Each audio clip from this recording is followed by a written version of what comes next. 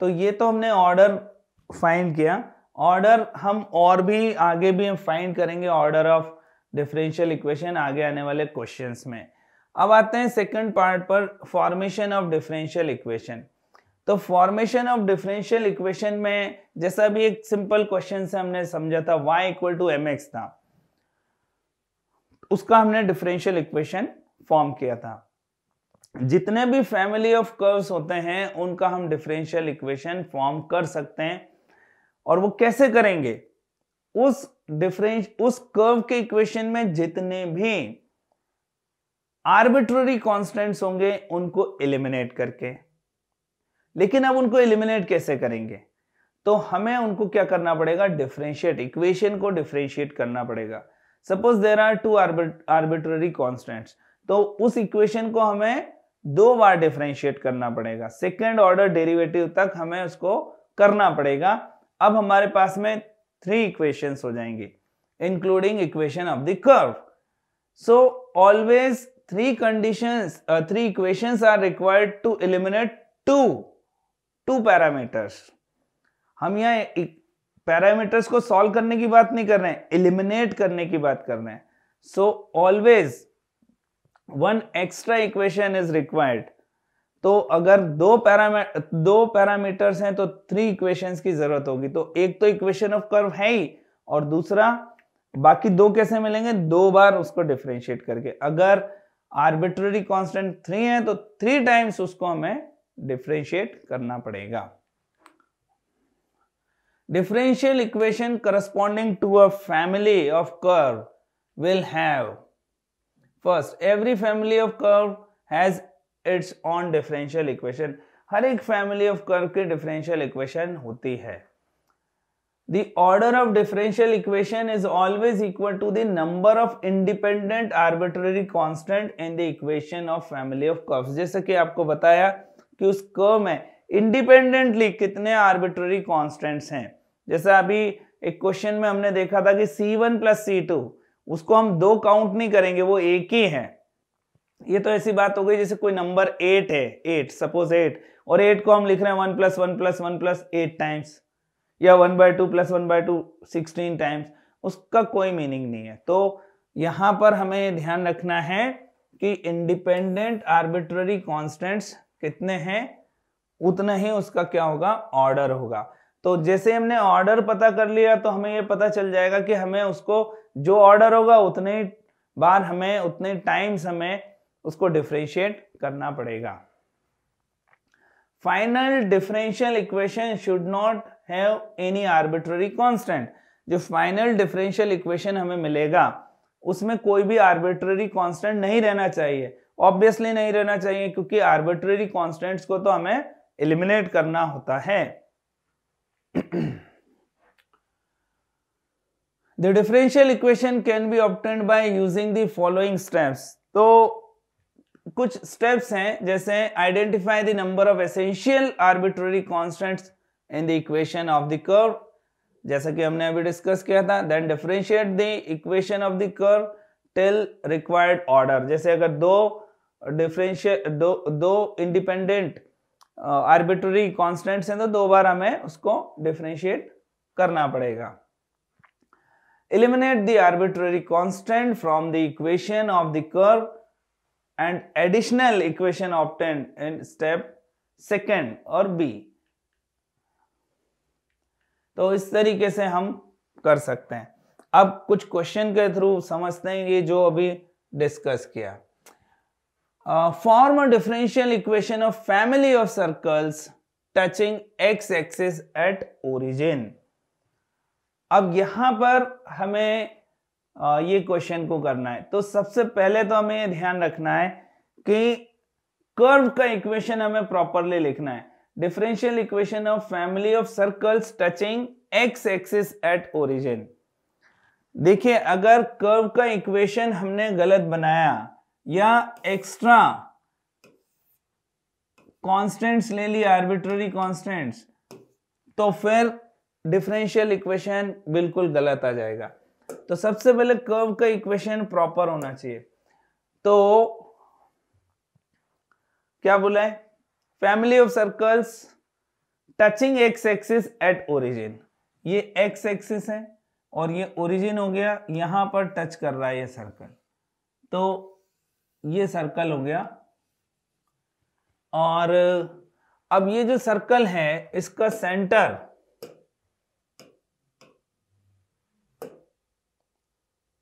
Centre हो जाएगा 0,r, ये रेडियस है, ये रेडियस है, यही r है इसका। तो इसका मतलब बेसिकली सर्कल में 3 अननोन्स होते हैं, सर्कल के इक्वेशन को फाइंड करना है तो हमें 3 कंडीशंस की जरूरत होती है, क्योंकि सर्कल का जो सेंटर होता है उसमें x और y कोऑर्डिनेट्स और रेडियस। अब यहां 2 कंडीशंस दी है, circle touching x axis and touching at origin, या ये भी बोल सकते हैं circle touching x axis and passing through origin. तो क्योंकि 2 कंडीशंस दी हैं तो 2 पैरामीटर हट गए, अब केवल एक ही बचा है which is r। So equation of circle in centre radius form वो आ जाएगा x square plus y minus r whole square equal to r square. ये जो सर्कल है ये यहां पर इस तरीके से भी हो सकता था, उस केस में हमें यहां पर 0, माइनस r इसका सेंटर मिलता, और ऐसे बहुत सारे सर्कल्स हो सकते हैं। तो r चेंज हो रहा है तो यही इसमें आर्बिट्ररी कांस्टेंट है। नाउ एक्स स्क्वायर, इसको थोड़ा सा सिंप्लीफाई कर लेते हैं, तो x square plus y square plus r square minus 2r y equal to r square, ये यहां पर मिल गया हमें। यहां पर r स्क्वायर से r स्क्वायर कैंसिल आउट हो गया, तो इक्वेशन आ गया x square plus y square minus 2r y equal to 0, ये इक्वेशन 1 है। एक ही पैरामीटर है r, अब इसको हम डिफरेंशिएट कर देते हैं, तो ये आएगा 2x plus 2y dy by dx minus 2r dy by dx। Basically हमें r फाइंड करना है यहाँ पर, और फिर इसको इसमें सब्स्टिट्यूट करना होता है। तो ये 2 तो कॉमन आके यहाँ से हट गया, तो हमें क्या मिल रहा है यहाँ पर x प्लस, तो अब dy, x plus y dy by dx equal to r dy by dx, तो divided by dy by dx, और ये इक्वल टू r आ गया, equal to r, equal to r, equation 2। Now from equation 1 and equation 2, अब just केवल हमें इसको substitute करना है इसमें, तो इसमें सब्स्टिट्यूट कर दिया x square plus y square minus 2y into, अब यहाँ सब्स्टिट्यूट किया तो ये आया x plus y d y by d x whole divided by d y by d x equal to 0। और जैसे ही हम एलसीएम लेंगे इसमें तो हमें ये मिल जाएगा x square plus y square into d y by d x minus 2xy फिर minus 2y square d y by d x equal to 0। तो ये हो गया डिफरेंशियल इक्वेशन। तो क्या किया हमने इसमें, सबसे पहले कर्व का इक्वेशन सही होना चाहिए। कर्व के इक्वेशन में जितने भी रिक्वायर्ड पैरामीटर हैं उससे ज्यादा नहीं होना चाहिए, उससे कम नहीं होना चाहिए। तो इसलिए बेसिक नॉलेज कोऑर्डिनेट ज्योमेट्री का होना भी इसमें बहुत जरूरी है। तो फॉर्मेशन ऑफ डिफरेंशियल इक्वेशन का जो नेक्स्ट क्वेश्चन है वो ये है, find differential equation of all family of straight lines which are not horizontal. अब ये जो क्वेश्चन है इसमें क्या बोला है कि ऐसी वो सारी lines, family of lines which are not horizontal, oblique हो सकती हैं, जैसे ये लाइन हो गया, ये लाइन हो गया, वर्टिकल हो सकता है, लेकिन हॉरिजॉन्टल नहीं होना चाहिए। ठीक है, तो इसमें हमने ये कंसिडर कर लिया, late ax plus by plus c equal to 0 be the family of lines. family of lines हमने ये कंसिडर कर लिया.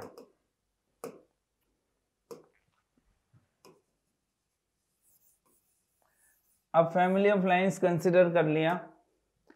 अब इसमें इस क्वेश्चन को करेंगे कैसे आगे, तो देखते हैं. इसका जो स्लोप है वो है माइनस ए बाय बी. ये लाइन हॉरिजॉन्टल कब होगी? जबकि स्लोप जीरो होगा. स्लोप जीरो कब होगा इस लाइन का? When a is equal to 0. लेकिन हॉरिजॉन्टल नहीं होना चाहिए. इसका मतलब ये है कि in this family of lines a is not equal to 0. a 0 नहीं है. अब यहां पर ये जो इक्वेशन है ax plus by plus c equal to 0, इसको हम डिफरेंशिएट करेंगे. अब यहां पर आर्बिट्ररी कांस्टेंट 3 नहीं है, 2 ही है. अगर मैं इसको c से डिवाइड कर दूं तो a बाय c वो एक ही नंबर होगा और b बाय c एक दूसरा नंबर होगा. तो 2 ही ये इसके पैरामीटर्स हैं, आर्बिट्ररी कांस्टेंट है. तो यहां पर इसका ऑर्डर 2 से ज्यादा कभी भी नहीं हो सकता है. ये हमें ध्यान रखना है. अब हमने क्या किया, इसमें इसको डिफरेंशिएट किया. Differentiating this equation with respect to y के रेस्पेक्ट में हमने डिफरेंशिएट किया. तो ये क्या मिला? a into d x by d y plus b equal to 0. क्योंकि y के रेस्पेक्ट में किया है तो y का डिफरेंशिएशन 1 हो गया. c कांस्टेंट है इसलिए 0. Again differentiating this equation with respect to y. So a into d2x upon dy2 is equal to 0. A product of these two numbers is equal to 0. But we know that a is not equal to 0 in this case. Therefore, d2x upon dy2 must be equal to 0. So, final answer. Differential equation of all family of lines which are not horizontal is d2x upon dy2 equal to 0. तो ये एक अच्छा question है. और आगे देखते हैं. जैसे ये obtain a differential equation of family of curves y equal to a sin bx plus c where a, b and c b misprint है यहाँ पर, a, b and c being arbitrary constants. तो अब इसको कैसे करेंगे? तो सबसे पहले यहां पर y इक्वल टू हमने लिखा a sine bx plus c. Suppose ये 1 है. अब इसको डिफरेंशिएट किया तो dy by dx is equal to ये आ जाएगा ab cos bx plus c. Sine का cos हो गया, bx का b यहां पर लिखा. Now again differentiating this equation with respect to x. तो d2y by dx2 equal to minus a into b square sin bx plus c. अब यहां पर a sin bx plus c, a sin bx plus c is equal to y. तो इसको substitute कर देते हैं. d2y upon dx2 is equal to minus b square y. अब हमें केवल b square यहां पर इसको एलिमिनेट करना है. सपोज ये इक्वेशन 2 है. Now differentiating this equation again. So d3y upon dx3 is equal to minus b square into dy by dx equation 3. अब इसको डिवाइड कर देते हैं तो बी स्क्वायर कट जाएगा, या यहां से बी स्क्वायर फाइंड करके इसमें सब्स्टिट्यूट कर दे, एक ही बात है. तो इक्वेशन 2 डिवाइडेड बाय इक्वेशन 1. तो क्या मिलेगा? d2y by dx2 upon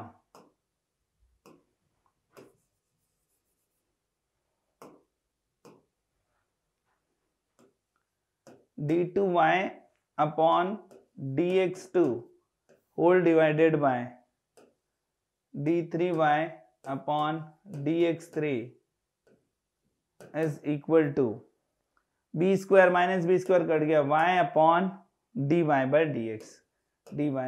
dx. So final answer dy by dx into d2y upon dx2 is equal to y into d3y upon dx3. क्योंकि इसमें 3 आर्बिट्ररी कांस्टेंट थे तो इसका जो ऑर्डर है वो क्या मिला हमें 3. और देखते हैं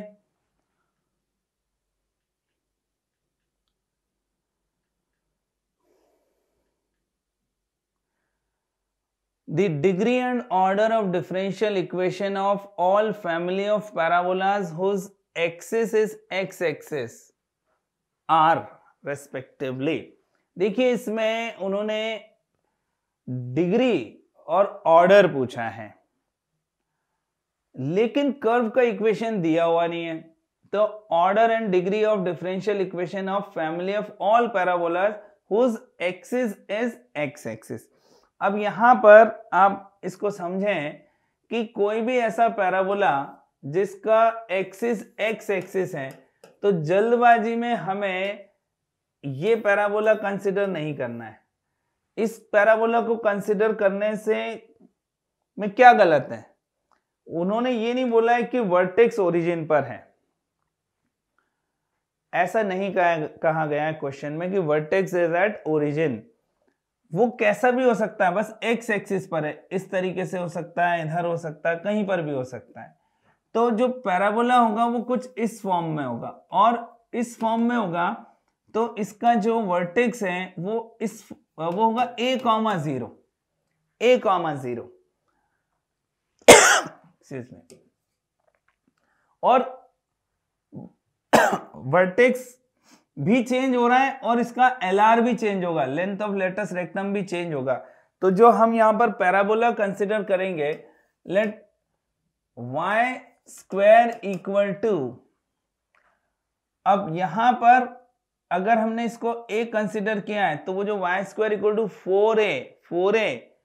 4ax होता है, उसमें जो a है उसके बजाय हम कुछ और कंसिडर कर सकते हैं. या उस कंफ्यूजन को अगर हमें हटाना है तो यहां पर इसको आप α,0 कंसिडर कर लो, α,0. तो पैराबोला क्या आएगा 4a into x minus alpha.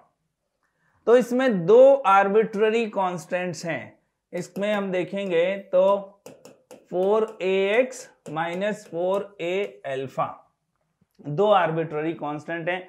तो हमें 2 बार इसको डिफरेंशिएट करना पड़ेगा. इसका मतलब इसका ऑर्डर जो है वो तो हमें पहले से मालूम है, ऑर्डर इज 2, लेकिन डिग्री हमें फाइंड करना पड़ेगा. तो डिफरेंशिएट किया 2y dy by dx is equal to 4a, ये 0 हो गया. और फिर से डिफरेंशिएट किया 2, ये हो गया y, पहले इसको कर दिया 2, चलिए इसको कर देते हैं, y को करते हैं 2. अच्छा ये भी कैंसिल आउट कर दो, अभी यहां पर ये क्या हो जाएगा 2a. तो इसको लिख लेते हैं y dy by dx is equal to 2a. Further differentiate किया तो y का हो गया dy by dx और एक dy by dx पहले से है तो dy by dx whole square plus y into d2y upon dx2 equal to 0.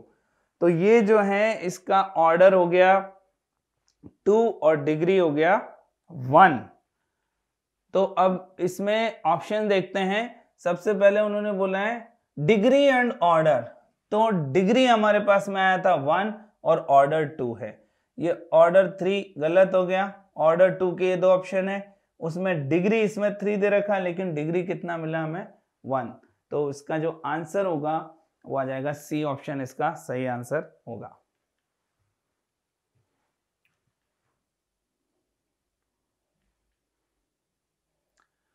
अब ये उसी टाइप का एक क्वेश्चन है. Obtain the differential equation associated with the primitive y equal to this thing.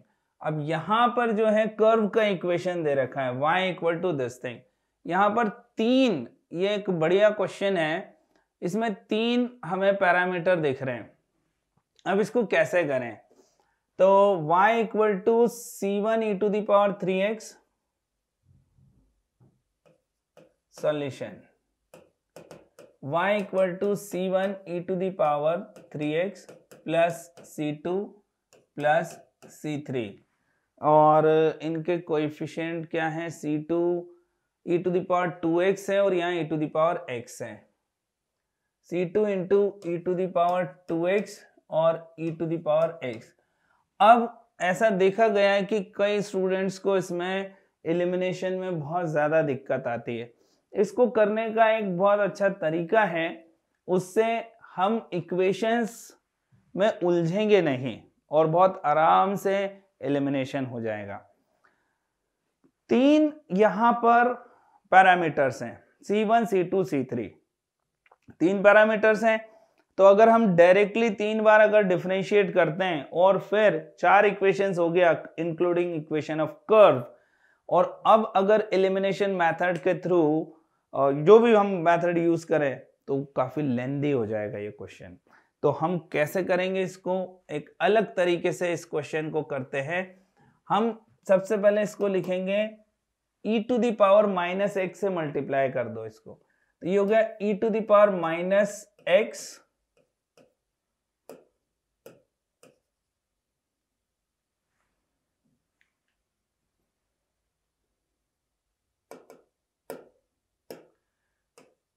e to the power minus x into y, ये हो गया c1 e to the power 2x plus c2 e to the power x plus c3।